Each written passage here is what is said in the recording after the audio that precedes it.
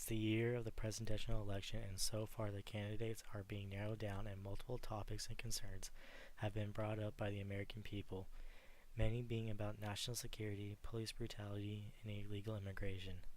Lately, illegal immigration has not been talked about, but it is important for the American people to be able to hear what the positions are of our presidential candidates.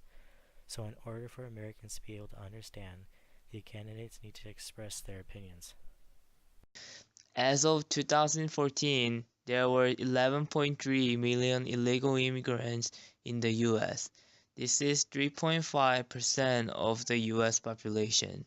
But back in 2007, there were 12.2 million in the US, consisting of 4% of the US population, meaning that the unauthorized immigration population has dropped since then. So then, why are people so worried about it? It's a question on whether or not undocumented immigrants are hurting our nation and whether we should help them come over or restrict them from coming over as easy.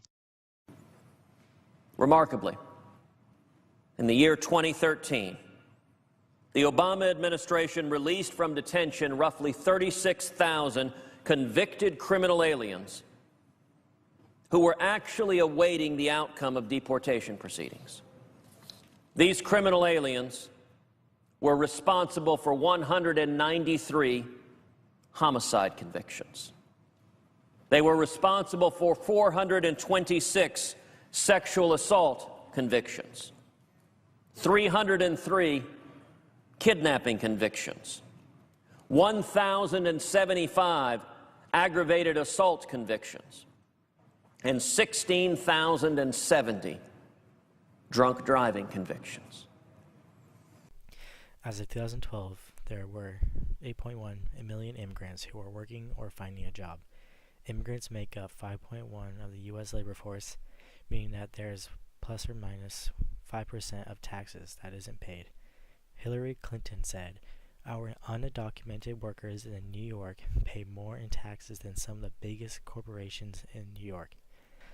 But the Washington Post comes back with that immigrants pay about $1 billion in state and local tax, but that is not including federal tax.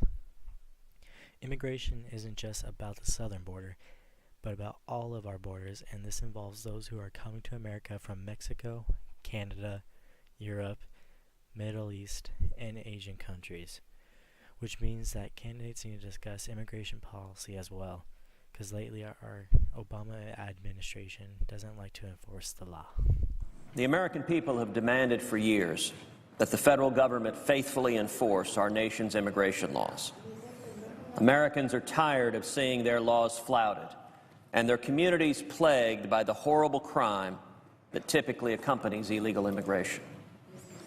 But for too long, the pleas of the American people on this issue have gone unheeded here in Washington.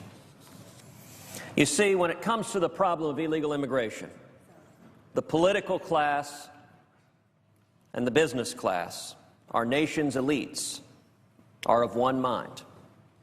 They promise robust enforcement at some point in the future, but only on the condition that the American people accept a pathway to citizenship now for the millions of illegal immigrants who are already in this country. Not wanting to be swindled, the American people wisely rejected this deal. Our policy shouldn't be to take someone away or prevent anyone from coming in with closed borders, but be able to provide a way in which you can come in easier and not have to worry about being thrown out of the country, as well as documenting those who are not citizens that are coming in so we know who they are.